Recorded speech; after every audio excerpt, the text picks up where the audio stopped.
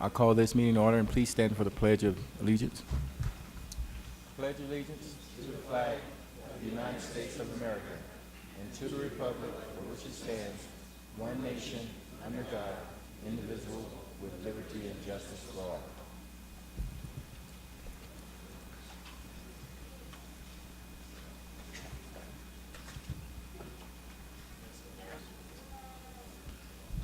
Okay, we're going to have roll call.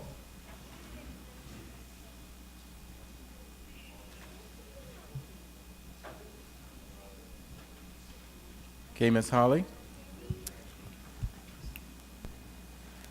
All counselors present, with Counselor Daniel present via Zoom conference and Counselor Griego requesting to previously be excused.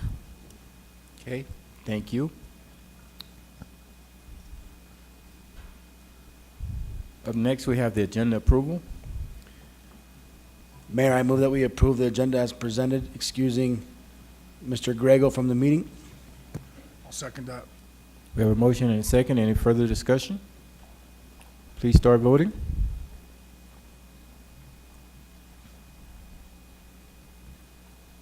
Ms. Holly? The motion carried unanimously. Okay. Up next, we have citizen comments at this time, where we allow citizens to come up to the podium, and we allow you up to 3 minutes to state whatever's on your mind or any concerns that you may have. We do ask that you keep your comments within 3 minutes. If you speak longer than 3 minutes, I will politely ask you to stop and then go back to the audience. Do we have any citizen comments today, Holly? No, No? we don't have any. Okay. Thank you.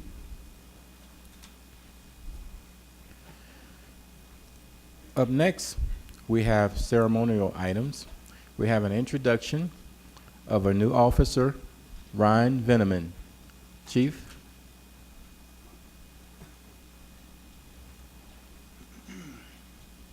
Council, how are you this evening?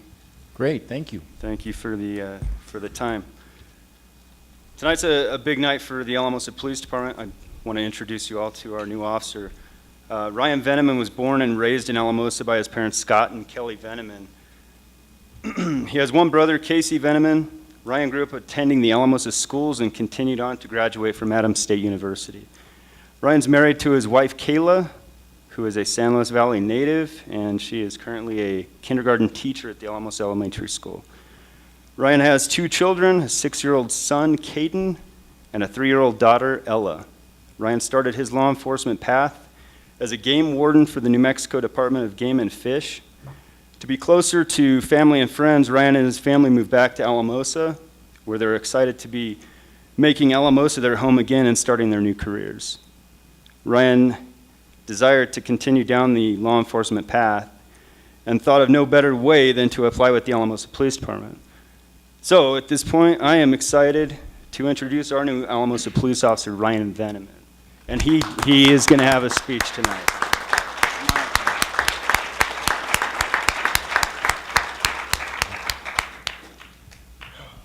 Well, thank you all for this opportunity. It's an honor and privilege to be in front of you tonight. First of all, I have to thank my wife and my kids for being so supportive in this lifestyle. It's not always easy on them, but huge thanks to them for being supportive. Also to my parents who are here tonight for such a great upbringing, I guess, to give me this passion to pursue this line of work. Look at all those people against the wall right now.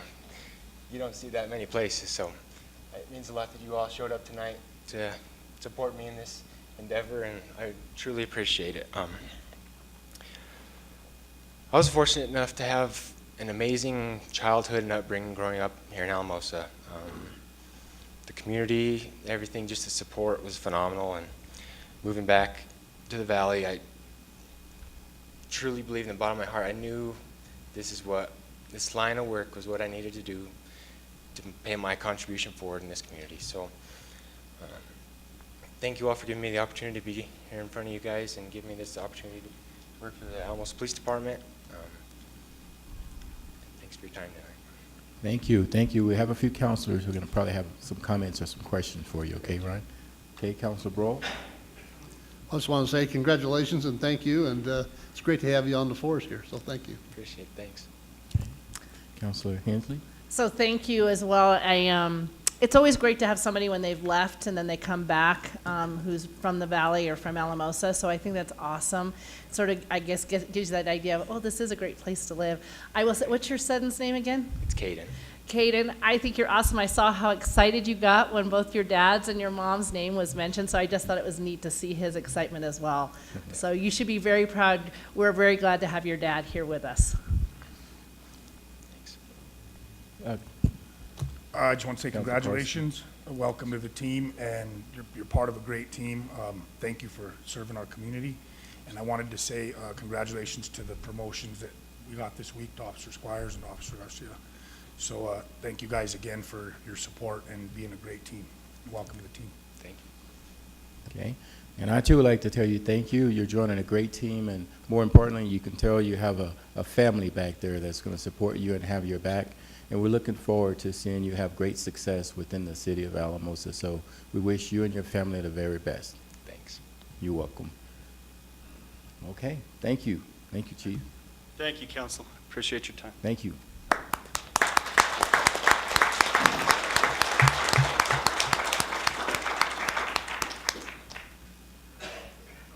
Okay. Up next on the agenda, we have consent calendar A. Councilor Broles? Make a motion to approve. Okay. Second. We have a motion and a second. Any further discussion? Please start voting. Ms. Holly? The motion carried unanimously. Okay, thank you. Up next, under regular business, we have a presentation from an outside agency, the lead update. If you all don't mind, you can come up to the podium.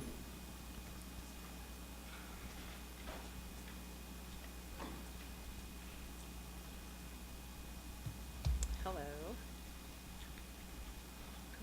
Where do you want me? Here. Go ahead. Go ahead. Jordan, how are you? How are you? I feel like we were just here. Welcome. And it's really good to have you all back. Really Yeah, well, excited thank you. to hear what's been So- going on. We'll just do a quick update. There's just a few things that have changed, not a lot. It's just gonna be the same kind of work, but there's a few changes that Carrie's gonna talk about, and then you two might have a few things to add. And I don't have anything to add except for I'm still enjoying this job and I enjoy our partnerships. Thank you. Okay, thank you, and thank you for the good work you've been I doing. guess I'm next. Okay, Everyone's looking at me. So just a few updates as far as our expansion goes. So we are getting ready to start expanding over to Rio Grande County. We've met with Monte Vista Police Department, the Sheriff's Department, and the South Fork PD is also interested. And so we're right now trying to coordinate the training for the National Bureau to come down and do the training with all of their officers. So they've been attending our policy meetings and our operational work groups just to see how they're structured here. And so when we get ready to start over in Rio Grande County, they have an idea of how we're running things. And for the most part, I guess I'm just always grateful for the collaborations and the partnerships here in the Valley when I'm on state calls and I hear how other sites are doing and just some challenges that they face. And I'm always so grateful that I have, you know, the support and collaboration with law enforcement for first and foremost. And also in the community. It's just humbling for me when we're out with our participants and people are willing to figure out ways to meet barriers and challenges and figure things out. And so I just continue to enjoy what I'm doing, and I appreciate everybody's support and hope to keep doing the good work we're doing. Okay. I'll go next. As far as we go, I mean, I can only tell you good things about the program so far. We're looking roughly 6 months that we've been doing this. It's pretty positive. I keep in contact with the lead group. I consider myself a partner within that group. You know, a lot of learning. I think it is starting to take an effect on the community. I have had several people ask me about the program. It's still going to take some time to educate them, along with my guys, but they're very acceptable to the program. You know, referrals have slowed down a little bit for now, but I do expect those to pick up. You know, it's like you all are aware, it's based off of discretion what we feel as far as the individual we're talking to. But for now, everything's going great. It's really all I got to talk to you guys about now. I'm sure Jordan can give you an update as far as, you know, the people we've had referred. Thank you. How's it going, Council? Doing great. From the DA's perspective, we're seeing increased participation from our offices end every single day. We're having cases that are extending, you know, around the valley, and we're finding more creative ways to get them into the program and get them through successfully every single new case that we're getting. We're seeing more success stories as we go, and the more candidates we get, the more opportunities we're having to take a different approach. So we're excited to get Monty involved and to continue to expand the project. And we've got some great input from them on this matter already. And that's kind of all we're at for now. We've continued to see a growth pattern of success with the program, and I think it's going to continue going in that direction. And I believe, Eric, I don't know if you had some questions as far as the municipal end of things. No, Jordan and I have actually had some communication, and I'm looking forward to working closely with LEAD and getting some input in coordinating, making sure that we're doing things consistently with the way the district attorney's office is doing that. But as you know, the entire city is fully in favor of this project. And we are starting to see more overlap on the municipal end, so I look forward to working with Eric and getting more involved on that end as well. I think as this program continues to land on more solid foundation and we figure out what we're doing, some of the program stuff that we are working on is there's a little bit out there in regards to, is it a snitch program, some stuff like that. So we are going to increase our education to really make it clear that this is not something where someone comes in and officers cannot ask them for other cases and those types of things, because we don't want that to dampen people going into the program and those types of things. And that's something that other agencies had warned us about. It's not something that's significant right now, but we want to make sure we head it off quickly and get that information out there. The other is just, you know, we've got 2 years to really get a lot more of this done, a little less than 2 years actually, and to look at what this impact is and try to get it out to as much as the valley as we can. I do think there's other communities out there that are interested, but it's something we can't just throw open the doors, because our caseworkers and everyone with CRP, they need to be able to have the capacity to not only handle those numbers, but then also be able to connect them to those resources in those individual communities. And so it's not something that they just come and use the network we have now, although a lot of providers are in Alamosa, but there is still community by community that you have to take a look at it. But we are trying to move quickly, but we want to do it well at the same time. And so those are the discussions we're having kind of at that upper level, is to make sure of that. And then finally, the last one is, yes, it still is very much officer initiated, but there is that other option of someone doesn't necessarily have to offend right now in order to get into it. If someone knows of a family member that has had repeated contact with law enforcement, they think might fit the criteria, those types of things, they can share their information either with CRP, who will work with the police to see if that's a possible candidate, or they can send that information to police as well. So it's still at the initiative of police, but we don't want someone feeling like they need to break the law in order to get into LEAD. If they've had a record there and they feel like they would be qualified, they can still share that information with us, and we can work with them to determine if we agree that they should be put in the program. So we're working on refining that to where it's not every officer on the streets being approached. We kind of wanted it to be a little bit more organized and deliberate at the same time. So those are more behind the scenes type of situations that we're clarifying and finessing type of thing. You know, I did think of one other thing. It has been really nice that the behavioral health group, San Luis Valley Behavioral Health Group, that valley-wide and SLB Health have really expanded their medical assisted treatment options. I feel like they're growing as fast as they can, and they're looking at putting them in other parts of the valley. Our people need those services, and so that has been really nice that that's happening as we're growing. It could have been very frustrating a year ago. And so I do want to point that out, that's been really nice. Okay. We have a few questions from a couple of council members. Councilor Daniel and then Councilor Hensley. Is that okay? Thank you, Mayor. You're welcome. So it's great to see you guys because I can actually see you this time. I know I'm not just staring at a blank screen, so it's fantastic. I feel like I can wave. The piece that I just wanted to say thank you for is I've been hearing from community partners how easy it is to work with the LEAD team.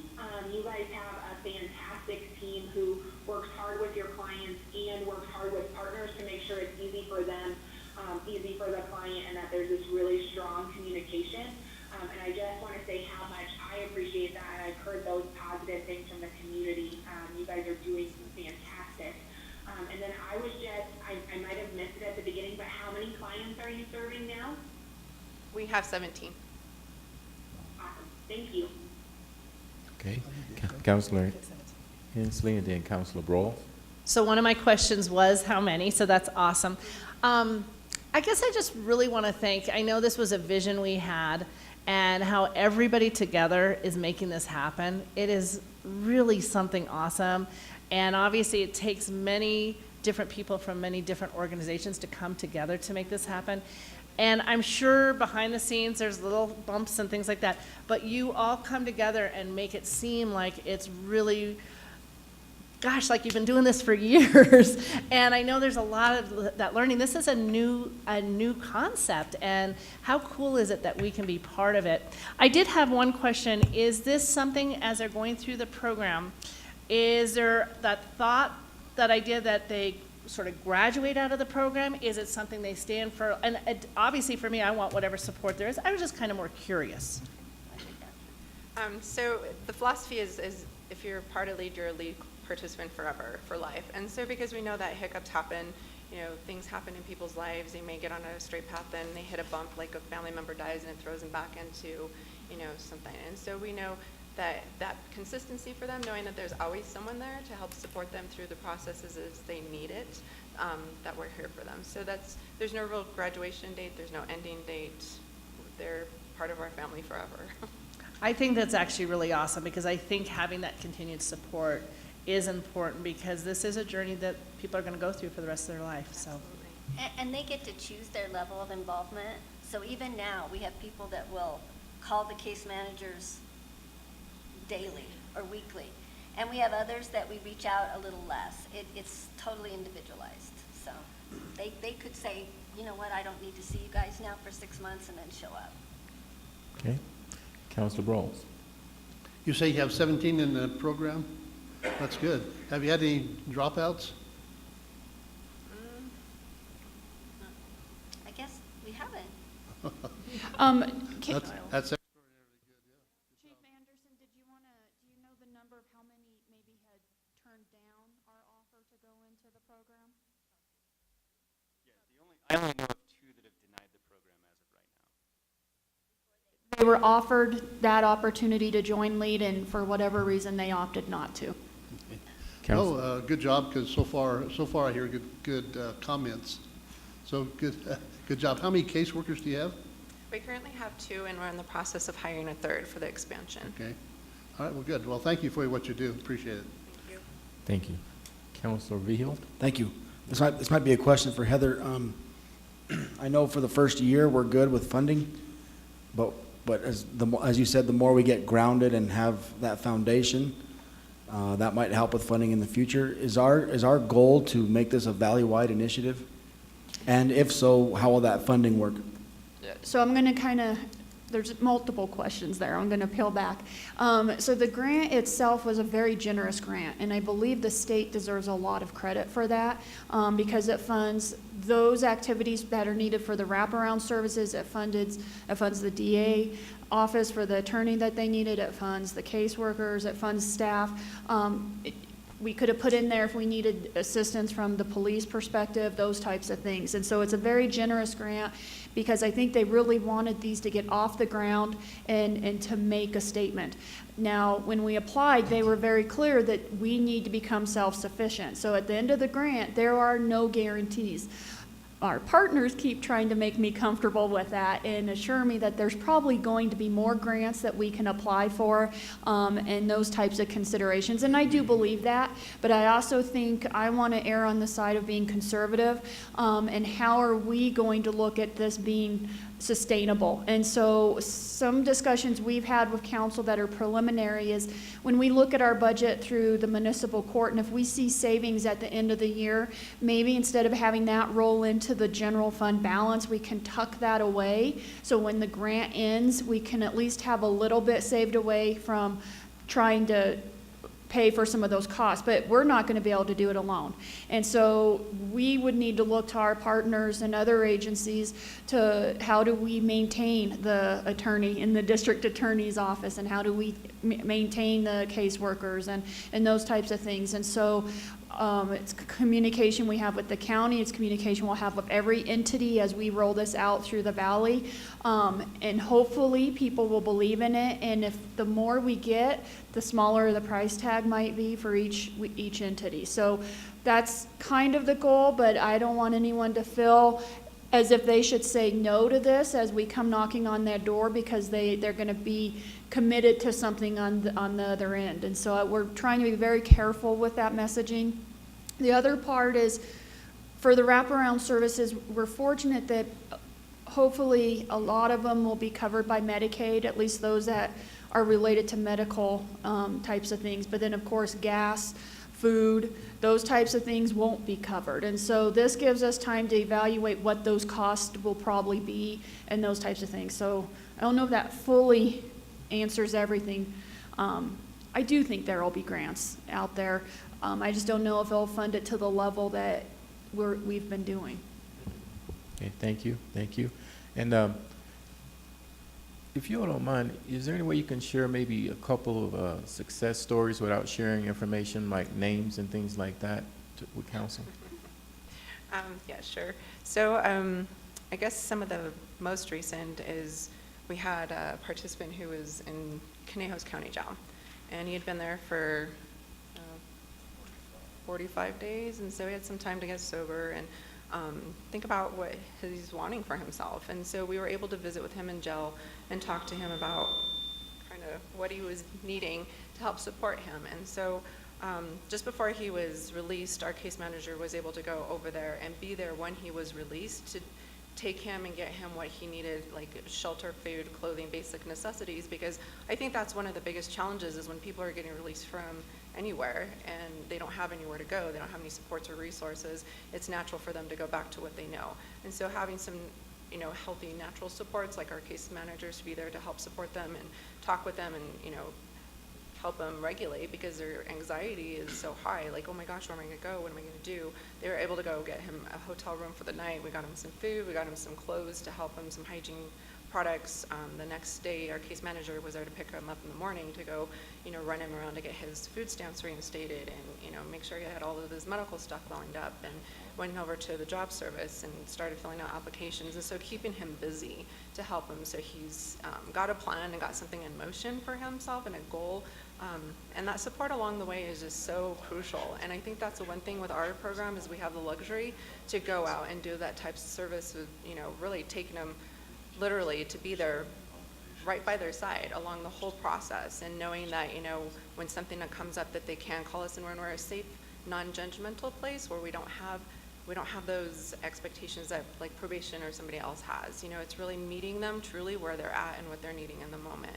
And so we've been able to do that actually a couple of times, and I have to say even the judges have been very supportive about our case managers being there and making sure that they're available so that way they can do these types of things with our participants. And we have some of them who are actively in treatment, and some have received jobs. They're back in the workforce, and so I think that's the self-sustaining part for them too, and being there to help them when they're worried, like, oh my gosh, can I do this, and how am I going to do this, and knowing that kind of a cheerleader in the background saying, you know what, you got this and you can do this. And so I think even just the text messaging and being able to pick up the phone call and call us, and saying, I'm worried or I'm stressed or what am I going to do, and talking them through that. And I know people really kind of sometimes see that as hand-holding or enabling, but they don't have these skills, and a lot of them never learned those skills. And so we have to help build those skills for them so that way they have someone, they can learn that.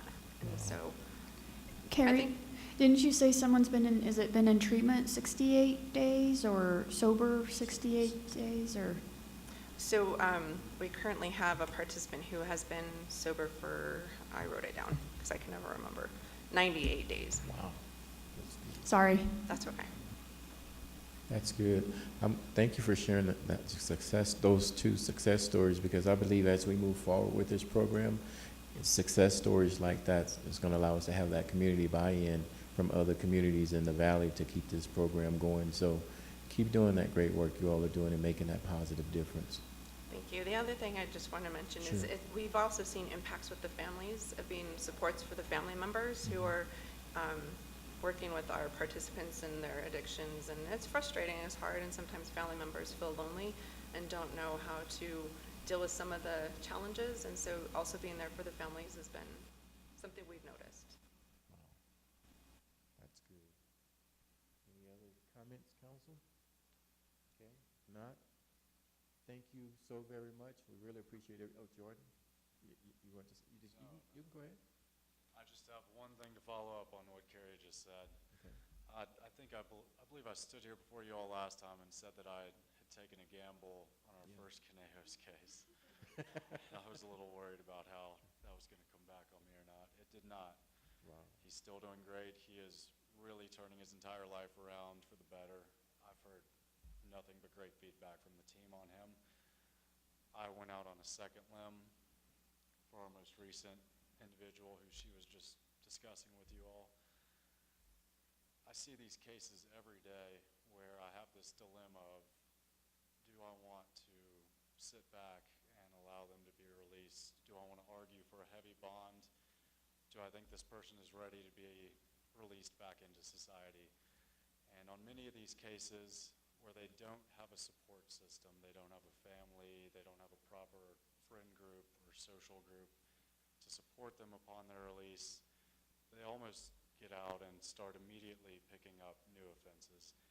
But in the two cases so far that we've tried, and I don't want to do this every day, but one at a time, this second case, we're already seeing him do the same thing as the first one.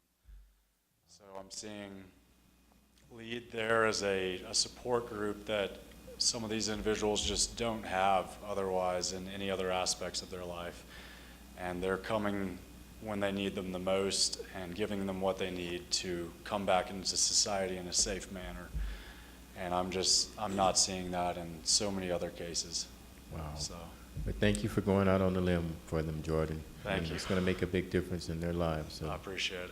And Councilor Carson has a comment. I just want to say thank you guys. It's great work and it's a great program, and I've heard excellent things about it. Thanks again.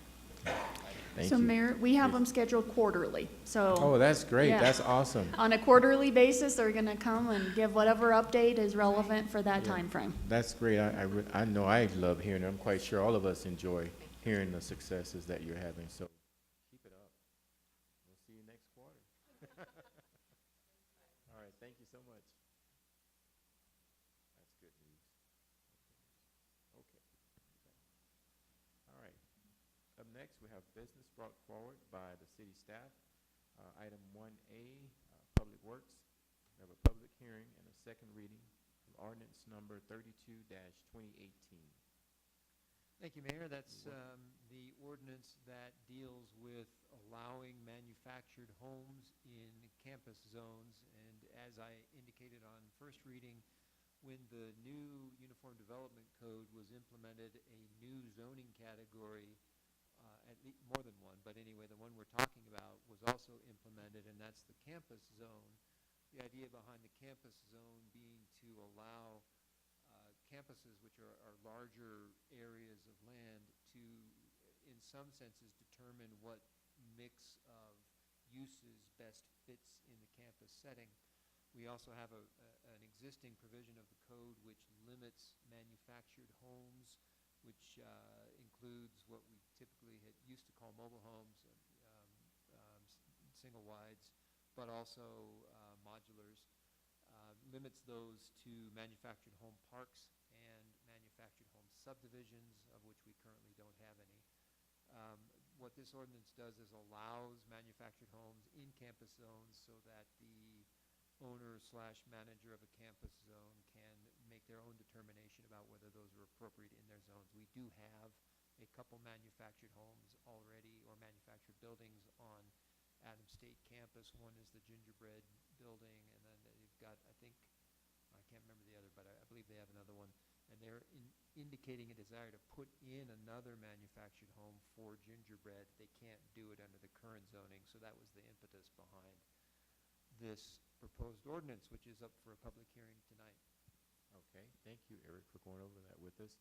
So at this time, I will open up a public hearing for the second reading of ordinance number 32-2018. Do we have anyone in the audience who would like to make any comments? Please feel free to come up to the podium. Okay, so at this time, since no one is coming to the podium, I am going to end and close this public hearing and bring it back to council. Councilor Beal and then Councilor Carson. I move that we approve ordinance number 31-2018 on second reading. We have a motion and a second. Is there any further discussion? Okay, please start voting.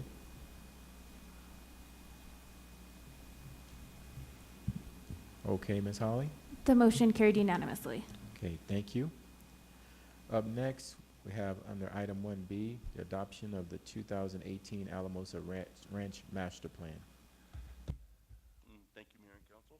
You're welcome. This is the end product of, excuse me, I've got a cold and I'm a little hoarse.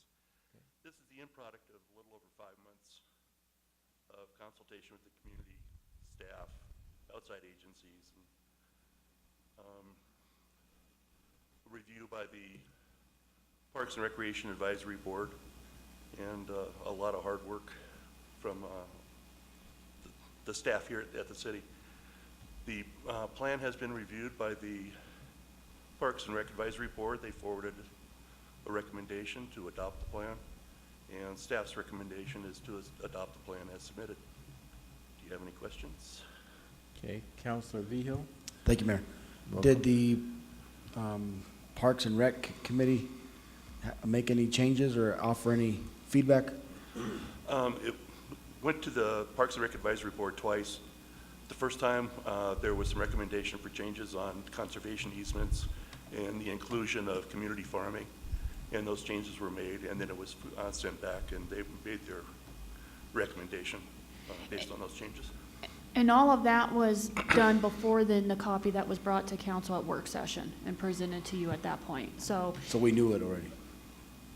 So you had everything that Parks and Rec had already wanted included when you had your review for the work session. Thank you. Okay.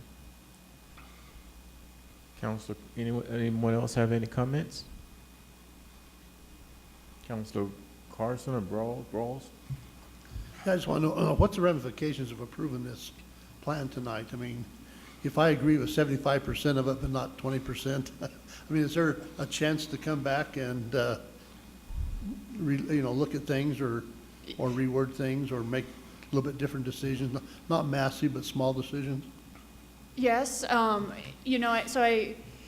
so normally how the process works, when we had the work session, it was to give council time to read it, ask questions, and then we were expecting direction then as far as if there's, or discussion on if there was stuff in there that people didn't agree with or wanted changed. And so what we did here that night, we went and made those few modifications and then brought it before you tonight for adoption.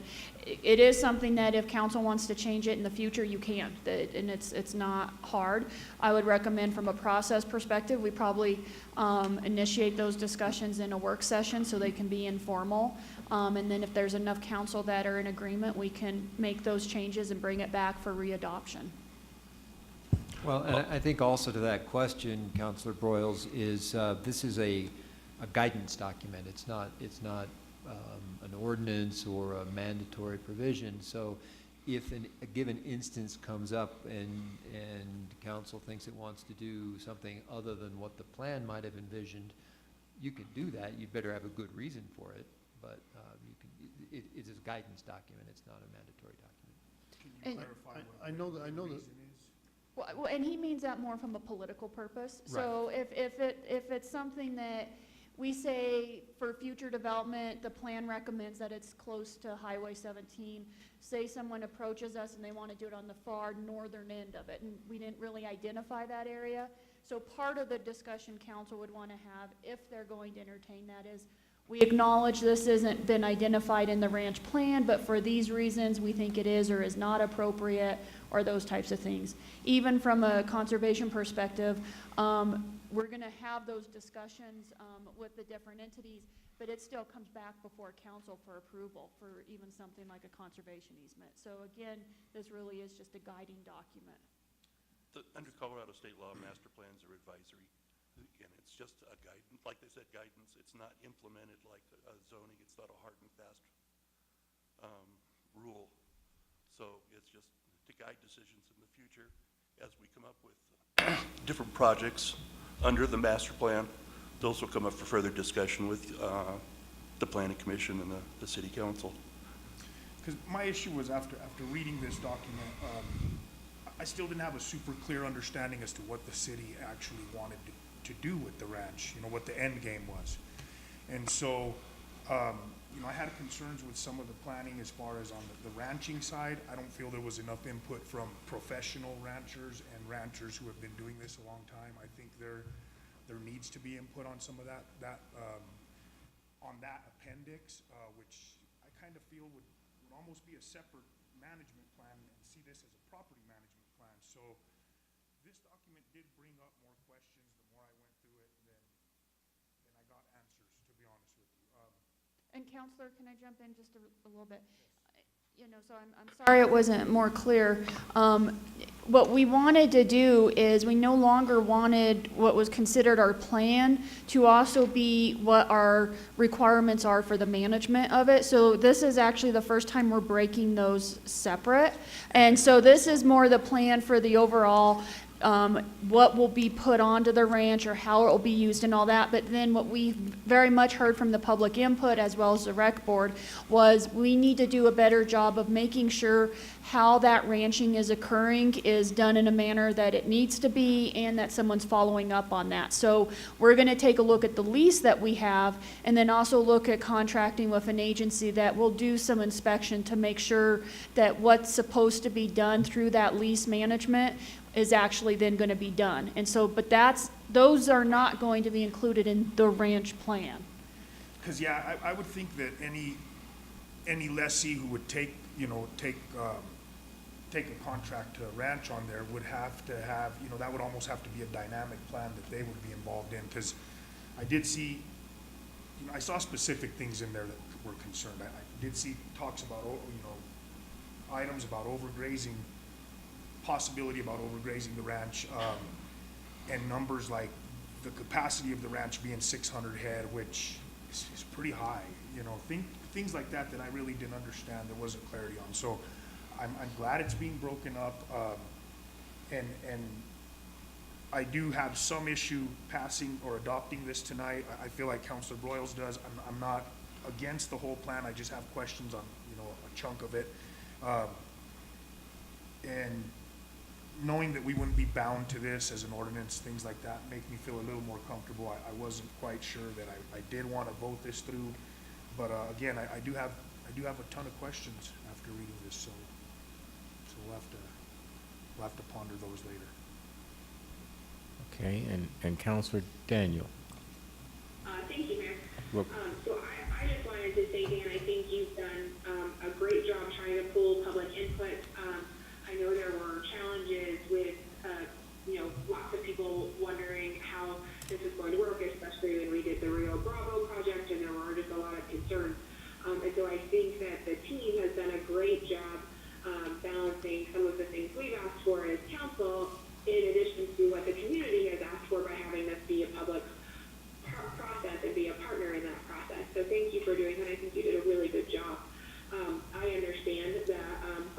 my fellow counselors, but I also appreciate that this is a guiding document for us and giving us a place to start.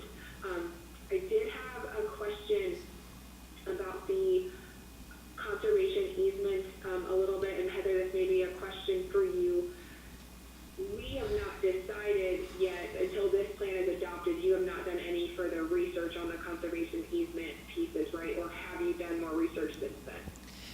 So I was not necessarily waiting for the adoption of the plan. I was, in fact, waiting more.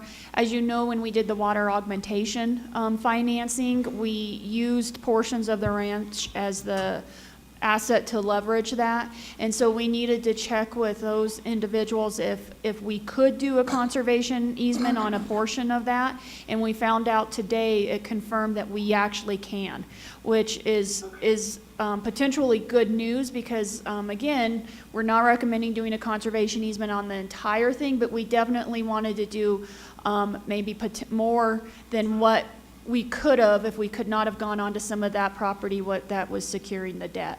So that was good news to find that out today. And so now I do plan to do a lot more research, not just with Mr. Law, but there's been some other individuals who've contacted the city that might be interested. So we can now start working on that. And again, it would come back before council, both in, what we want to see, how we want to lock it up, the size of it, all of that would come back before council. Thank you. That completely answers my question, and I really appreciate the hard work that has gone into this whole process. So thank you so much. Thank you. Councilor Vihil. Thank you, Mayor. Going through this, is there anywhere in here where it talks about what we do and the process that we have about renewing the year-to-year contract for the person who's leasing the property as a ranching operation? So for that, we would look at what the wording is in the current lease. So I can send that to council. I don't think it's an annual. I want to say I think it's more than an annual. So we can take a look at that, but there's definite, if we're not going to renew, how much before that end date you need to advertise and all of those things. I think it was just around a year ago that we did advertise and nobody else turned in an application. Correct. So my question is, can we put that game plan in here? We can, but again, we were really trying to break the concept of that more of a business relationship of a lease with someone who's managing the property versus this is like the plan of what is happening, like here's where we think recreation should go, here's where we think ranching's okay, but the actual details of how we do that business stuff is all in the lease. Now, if council doesn't want to separate it that way, I mean, we can look at putting some of that back in. I think it should be two separate companies. It definitely has to be because they're two separate scenarios. And it's feasible that council may want to change how they're doing the lease. So if it is a 3-year, maybe we want to take it to 1 year, and I don't want to have to be updating this plan anytime we want to make changes to the lease. So I think that was part of why we wanted to separate them. Any other comments? Okay. All righty. And also in regards to council, Carson brought up a comment about the grazing on the land. And on the rec board, the Park and Rec board, there's a member, and I can't remember his name right now, but that did come up, right, Jess? And we did address those issues, and they were making sure that we had that under consideration too, when it came to how the land is treated and grazing and things like that. Yes, Councilor Broles. I was going to say, I think even though I like 80% of it, 20% I have a question, but I think it's important for the people of Alamosa and for the city to have a plan to move forward. I hate to be indecisive because if some special issue comes up, I feel comfortable that we can address and amend the plan if something comes up. So I like the fact of being looking forward, moving forward, and having a plan. And like I said, I do agree with 80% of the plans, and I think that's a good step forward. So thank you.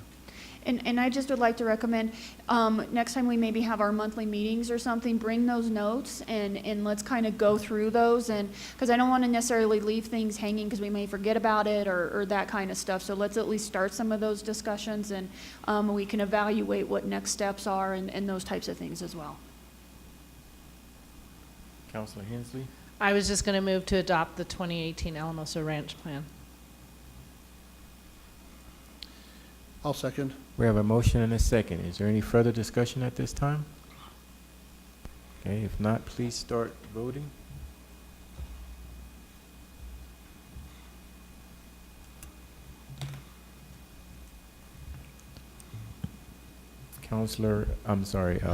Ms. Holly?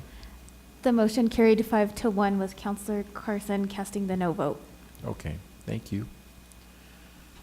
All right, up next, under City Manager Legal, public hearing and second reading of ordinance number 31-2018. Thank you, Mayor. As was introduced at the first reading, this is an ordinance, in some senses, clean up. In a couple other senses, there's sort of a new notion here. But again, when we did the UDC, we made a provision for something called a smoking lounge, and then didn't put in anywhere where you could have smoking lounges. We have had smoking lounges in the city in the past. There was I can't remember the name of it, but there was a hookah lounge over there where Jamba Juice is now. And it seemed appropriate to staff to make provision for smoking lounges should that be a business that somebody wanted to pursue. So this ordinance makes provision for allowance of smoking lounges. It has to also modify our smoking ban stuff. Smoking lounges under the UDC would be tracked similarly to taverns, so same kind of zoning as for taverns. And the Alamosa's Clean Indoor Air ordinance would be changed to specifically allow smoking lounges when appropriately zoned. Also a couple other cleanups on that to take away the ability to smoke in taverns, which you can't do under state law. And to specify the smoke-free envelope around building entrances as 25 feet. If we don't do that, the state default is 15 feet. That's about it. So this is also for a public hearing tonight, Mayor. Okay, so at this time, I will open up a public hearing for the second reading of ordinance number 31-2018. Do we have anyone in the audience who would like to come up to the podium and make any comments? If so, please come up to the podium. Okay, doesn't look like anyone's coming, so I will close the public hearing and now bring it back to council.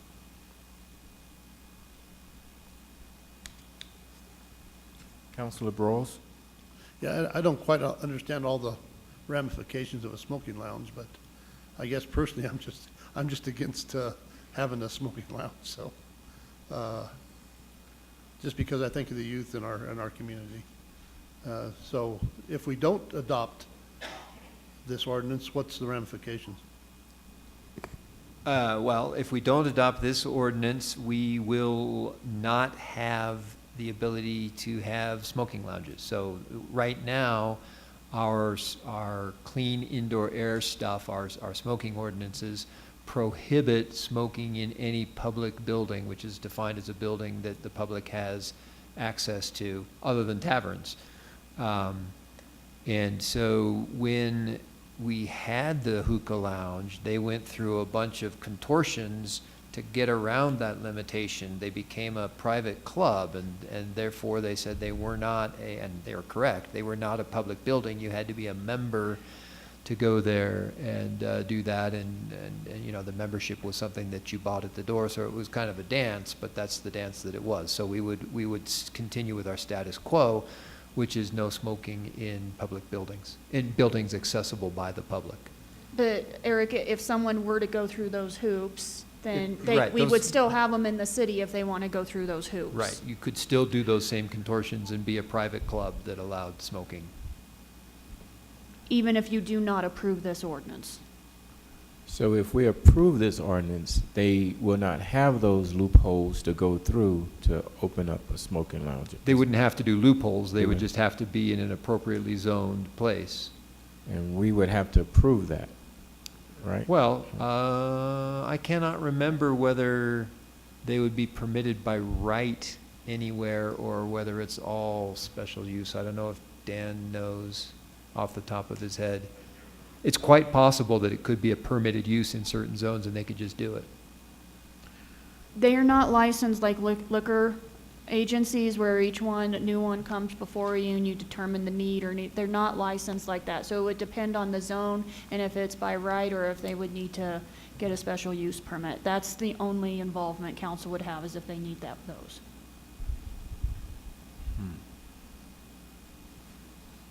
Councilor Hensley. So would there still be the idea, though, that obviously, let's say their building is connected to another building, they have to have the right ventilation, the smoke can't seep through, all of that, so they would have to take those extra measures to make sure that it is staying within their own building, correct? Yes, ma'am. Thank you. Okay, Councilor Vijo. I think this is very straightforward. I think we need to do this. It would protect businesses in the future if they might be a neighbor to a business like that. So I would move that we approve ordinance number 31-2018 on second reading. Okay, we have a motion I'll second. and a second. Any further discussion? Okay, please start voting.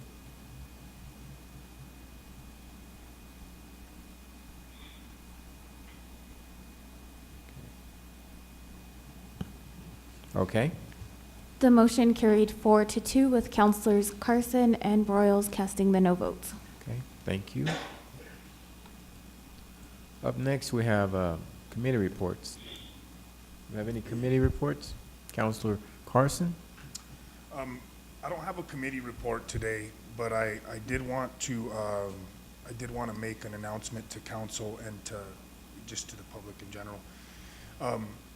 Tomorrow morning at the Rio Grande Water Conservation District at 10:30, there will be a presentation by an outside entity who is trying to onset a water export scenario. Now, I don't know if everybody's familiar with back when AWDI and things like that were going on. There is a new entity that's going to come do a presentation to our board of directors going down that road. So I was just giving you guys the opportunity to show up maybe and listen to what he's got to say. I've heard the pitch, but I always get concerned when something like that comes up. So I just wanted to give you guys a heads up on that if you wanted to show up and listen to that. It's at 10:30 at the Rio Grande Water Conservation District. It's kind of concerning. So just give you guys a heads up on that. Thank you so very much, Councilor Carson. Okay, Councilor Daniel. Thank you, Mayor. So I attended both the library board and the housing authority board last week.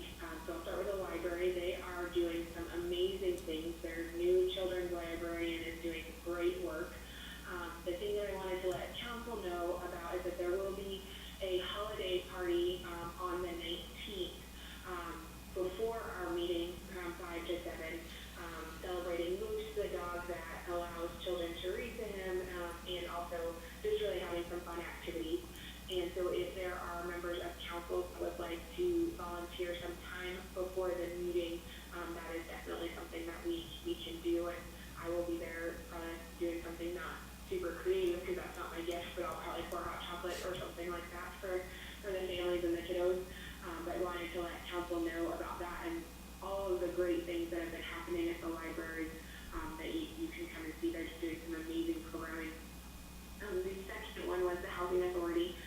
They're doing great. They're still have some vouchers that they are able to place people in the houses. They're doing work to make sure all of their sidewalk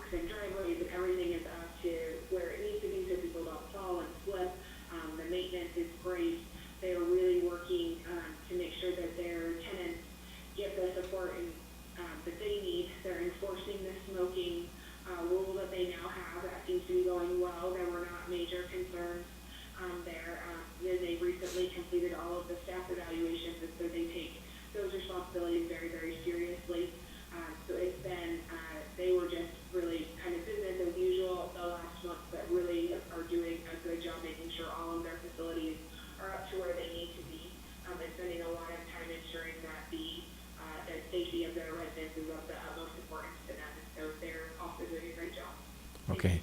Thank you, Counselor Daniel. Any other committee reports? Okay. If not, we'll go to staff announcements. Thank you, Mayor. As Welcome. Jess makes her way up, I'll fill in the space a little bit. We do have some upcoming events that we want to make sure council remembers.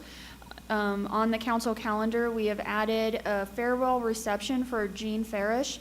He has spent over 30 years representing the city as a city prosecutor, which is just amazing. And so that is going to be held also on December 19th at 4 o'clock here at City Hall.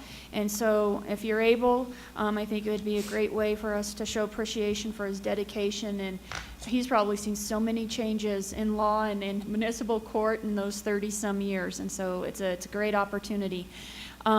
Counselor Daniel touched on the holiday party related to the library, and that is also December 19th at 5. So you can just almost come that night and spend the whole afternoon and early evening with the city. We also, on December 26th, have the Parade of Lights starting at 6 p.m. And with that, I have more, but I'll let Jess go so she doesn't have to stand there all night. You said December 26th? Oh, no, I'm sorry, 22nd. Okay. I'm sorry if I misspoke. Thank you. Thank you. You're welcome. Council, good evening. Hey, Jim. I'm here today to respond to a letter that was published in the newspaper last week. A gentleman was concerned about youth hockey in Alamosa not being affordable. So I have some things to respond to that, and I welcome any questions along the way or at the end. So our youth hockey program fee is $45. We do require an additional $25 deposit on equipment. The deposit is refundable at the end of the season.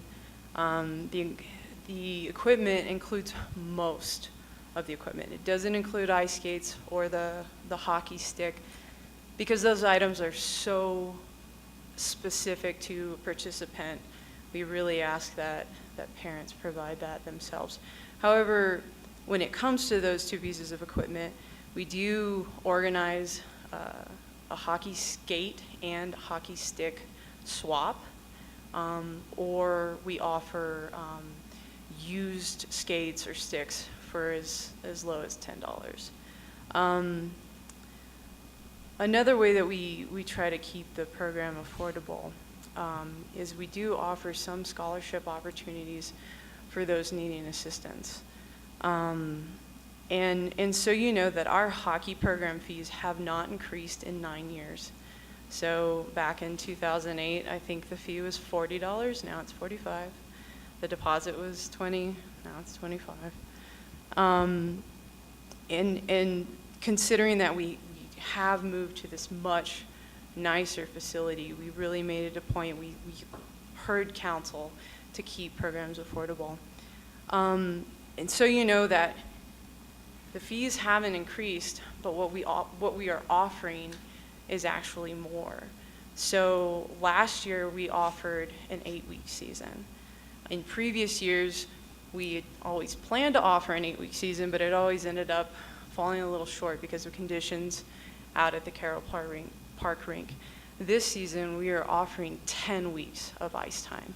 So really the entire month of December, practices started on Monday. The entire month of December is practices, and then we start games in the first and second week of January, run through mid-February. So the value is increasing, whereas the costs associated are not increasing. You know, one of the things that was mentioned in the letter in the newspaper was when you Google search youth hockey in Alamosa. So I was kind of curious, I did that myself, I Google searched. The first link that pops up actually directs you to our Parks and Rec website that displays our costs. And the second link in that Google search directs you to the San Luis Valley Youth Hockey Association's website. And I wonder if the gentleman mistook their fees for ours. Their fees are substantially more than ours. But to be clear, they are a club sport. They travel, they are involved in leagues and tournaments that occur from the Front Range area to New Mexico to Texas. So obviously their program fees are going to be a little bit more. So without having a conversation with this gentleman, I'm not sure if he mistook those for ours. And lastly, I want to speak more to the community than you at this point, is if anyone has concerns about anything that we have going on, we welcome a phone call. We welcome a visit. We want to sit down with anyone with concerns. We want to discuss things. We want your feedback. We even want your criticism, because really it's more important to hear those things so we can improve our programming. You know, that's really our goal. I think there was a letter in response as well, and part of this isn't just for the letter that showed up in the paper, because we don't always respond to all of those, but we know there was so much attention paid to this project as we built it. There was a lot of public comment related to how affordable it was going to be and those types of things. And so we don't want to miss any opportunity to make sure that we are collecting feedback, but at the same time making sure accurate information is out there and managing expectations as well. And so the other part that we always do from a Parks and Recreation perspective is we will never be able to charge fees that will pay 100% of the cost for any of these programs. So it's a balancing act in regards to what do we feel is appropriate, but yet also matches the capacity of our community and those types of things. So any recreation program we have, there's a fee. And it tries to cover some of the cost, but comes nowhere to covering any of it. So that $45 compared to, do you remember what it cost to sign up for soccer? So our soccer program fee is $20, but we $20. do ask participants to purchase a uniform for $10. Okay. So even ones that require less equipment, less maybe intensive use of a facility and those types of things, they're still charged because we have umpires and refs and all of those types of things. So, but we do try to keep them reasonable. And so we've been very excited with the ice rink and the use that it's getting. And as Jess indicates, though, this is just its second year. And so we always look to improve and those types of things as well. So, Okay. Any questions for Jess while she's up here? Counselor, we have two, Counselor Hensley and then Counselor Broyles. I just want to thank you for reminding us what's going on over there, and that idea that we were listened to, and that was obviously really important to all of us up here.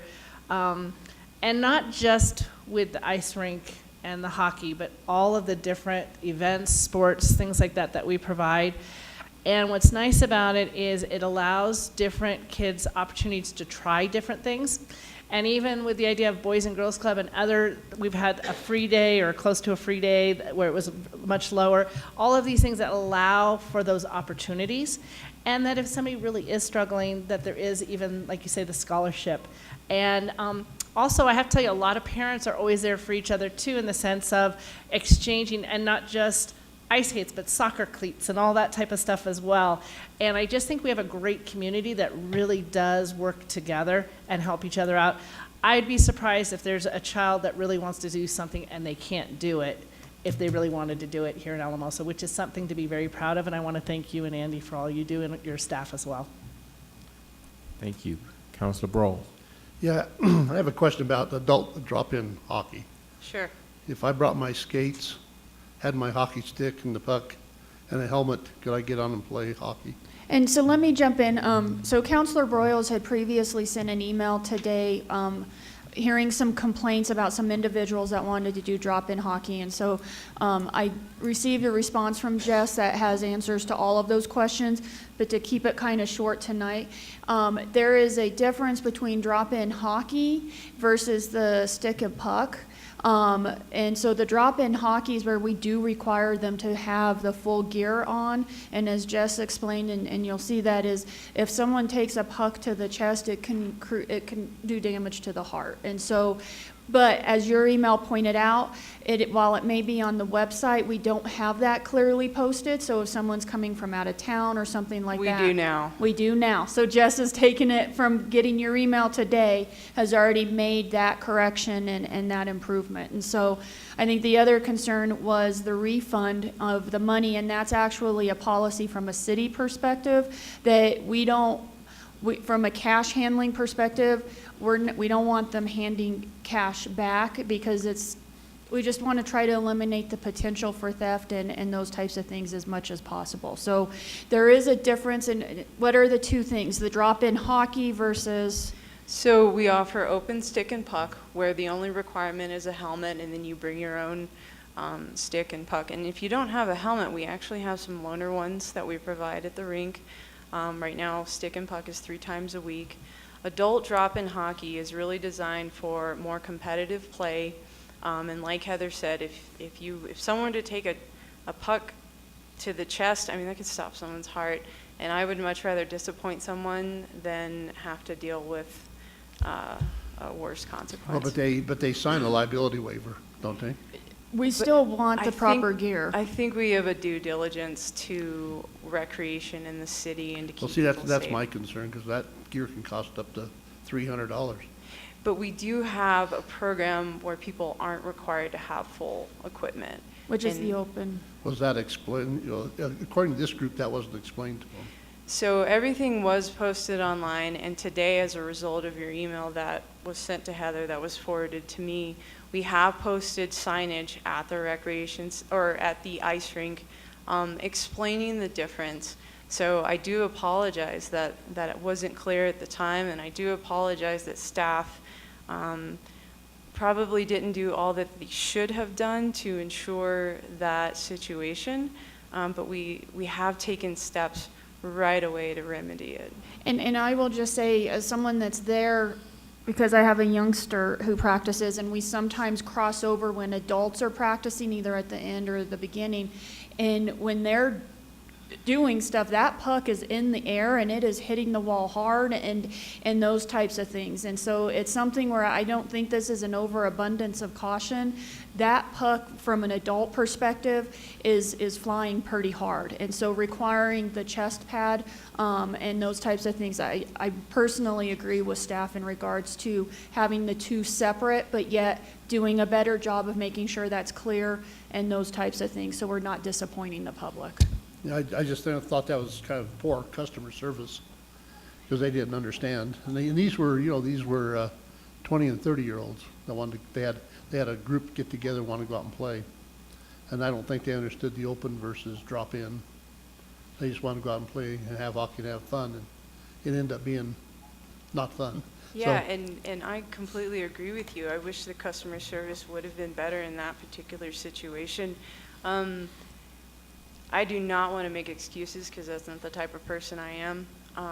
However, I'm a firm believer in establishing systems, and for the ice rink, really, this is whole new territory for us. Although we had a 2-month season earlier this year, this 5-month season, it's a new beast. So we are, fervently trying to develop systems that will work. So we are ironing those things out. Like I said, we apologize for that particular situation, but we're hoping to use that as a learning tool to develop our staff, to kind of take a lot of younger college age students who this is kind of their first job, and to kind of introduce them to professionalism and customer service, develop them. It's really important. I think it'll go a long way for our community overall. yeah, and I agree. Just as long as we're crystal clear what's expected. I guess I was noticing that the recreation fees are lower this last 4 months than last year. Sure. And I was wondering if some of this feeds into it. So we do see this natural ebb and flow of participation. Without looking at the numbers, I didn't have time to check them today. I can get you a better answer in a little bit of time, if that's all right. But we do see this natural ebb and flow of participation. I don't know if it's related to the economy or there's 3 other gyms in town, and, you know, when the recreation center opened, it was never designed to compete with any of those local businesses. So I'd have to do a little more research into that. And I think it's not that it wasn't just that it was not designed for that, it was intentionally not designed to be competition. It was to be there for those that either didn't want to go to a gym or could not, or those types of things. Okay, Councilor Carson? Just a quick note, Jess, thank you for remedying that on the website and jumping on that really quick. That's awesome.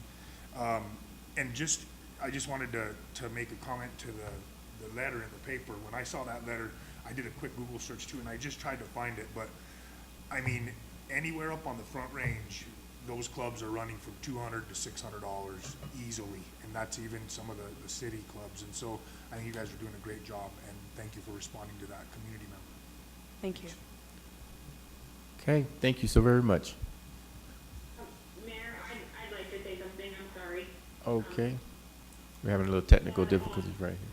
So I just want to say, Jess, I know that you and your team worked very hard on the systems, and I think the systems that we have in place and all of our other things are going well. And before you said, you know, we're working on the system this year, this is the first major season we've had of the hockey rink, and how I've been talking to people about it who ask me questions, that we're figuring this out just along with everyone else.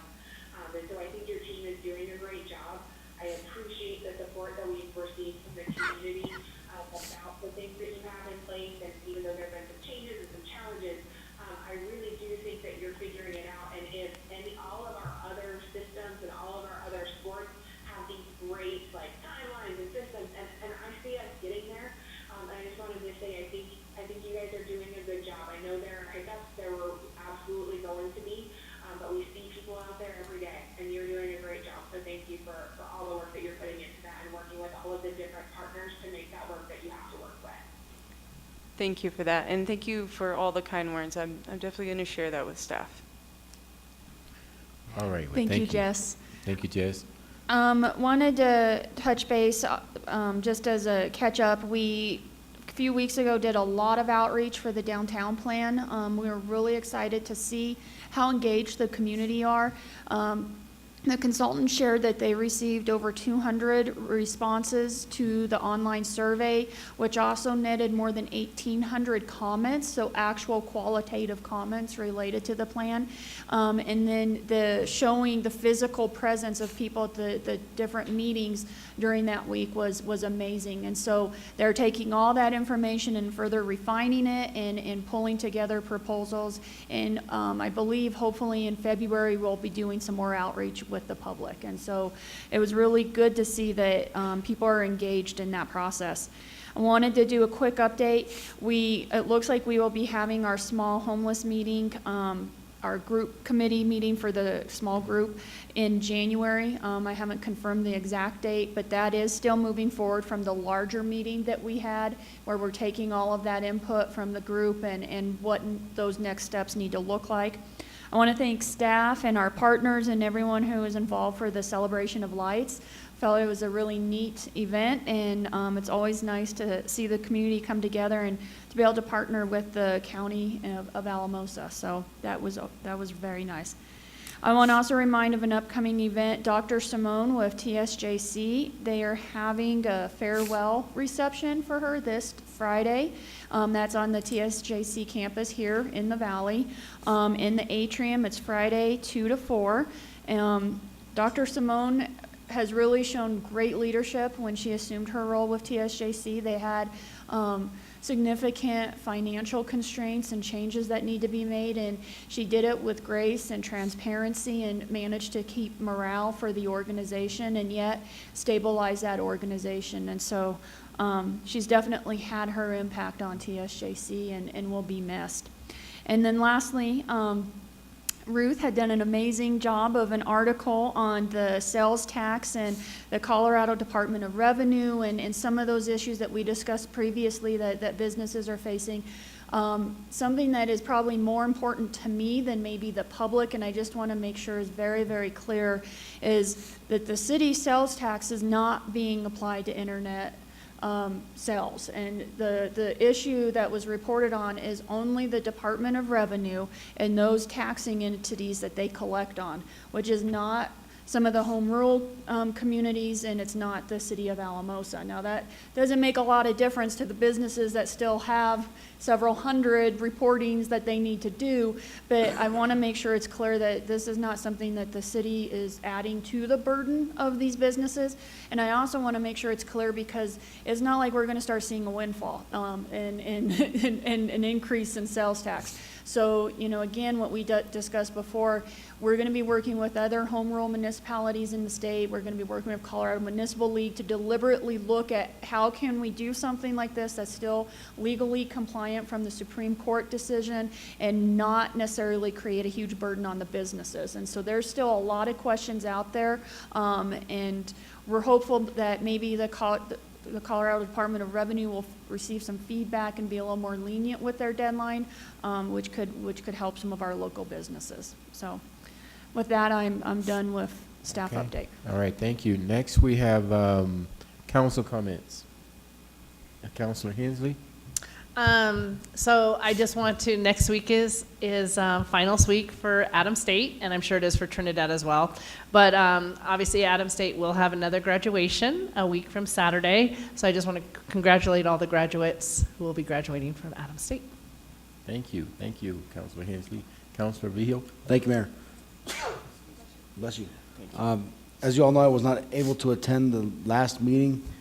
I was doing the Christina Daniel plan. But I want to thank Holly for setting me up and doing all that. It worked out great. I think I was the first one to use that camera there and move it around during the meeting, so that was pretty neat. Thank you for that, Holly. And also want to bring to light to council that I met with a constituent yesterday who lives on Monterey. We just approved a permit parking on that street last meeting, and this person is going to be affected from that. She lives with her family in the Coronado dormitory residential director room living space, and brought me out there last night. We looked at some things, and she is against the permit parking. She brought up a couple of ideas that I thought were pretty good. Maybe we could talk about. I still personally am in favor of the permit parking, just because those folks who have been living there for 25 to 30 years have never gotten any help from the city or Adams State. However, an idea she had mentioned to me I thought was a great idea was on the west side of Monterey, there is no parking allowed at all. So, but there is a stretch right along the dorms there that maybe we could open up. I don't know if that's a city deal or if that's an Adams State deal. I mentioned this to Heather too today in a email, and she was going to be meeting with Adams State today and getting more information. So thank you. It is a city deal. We have control over it, and I can provide an update to council at a later date. Okay. Any other council comments? If not, I just have one brief comment. I would like to thank the city staff, as well as Mike and Liz, who participated in the celebration of lights. I heard it was a real huge success, and I'm really glad that you all did a really good job. So thank you for doing all of that. Really appreciate it. It was a lot of fun. Good. Thank you so much. And since there are no other comments, we are going to move into executive session. If we get a motion. Mayor, I move that we move into executive session pursuant to CRS 24-6-402, 4A and 4B to receive water cases update from city attorney and discuss lease of Alamosa River water rights. I second that. We have a motion and a second. Any further discussion? Okay. Start voting. Ms. Holly? The motion carried unanimously. Okay, we will be moving into executive session. And